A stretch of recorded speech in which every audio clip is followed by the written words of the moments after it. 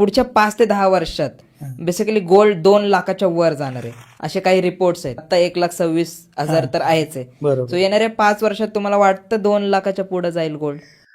मी सुद्धा एक रिपोर्ट वाचत होतो, ई सकाळ म्हणून. त्याच्यामध्ये सुद्धा त्याने दिलेलं आहे की पुढच्या 5 ते 7 वर्षात 10 वर्षामध्ये गोल्ड हे 1.5 लाख क्रॉस करू शकतं.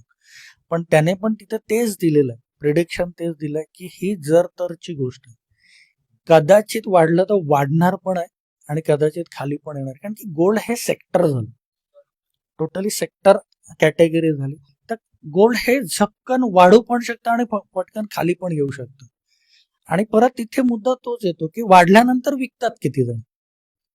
आज असंच मध्ये एक शूट चालू होतं आमचं, त्यावेळेला गोल्ड मध्ये खाली आलं. एक रिसेंटली आता 1-1.5-2 महिन्यापूर्वीची गोष्ट आहे की रिसेंटली खाली आलं. त्यावेळेला मला सुद्धा बऱ्याच जणांचे फोन आले की जितेंद्र, आपण गोल्ड घ्यायला पाहिजे का? जवळपास 6 ते 7%, 8% गोल्ड खाली आलं.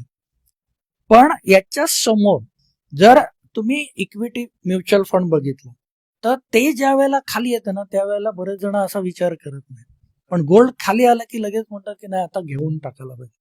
सांगण्याचा मुद्दा एकच आहे की गोल्ड खाली आलं तर परत घेतलं जातं, पण गोल्ड वर आलं तर विकलं जातं.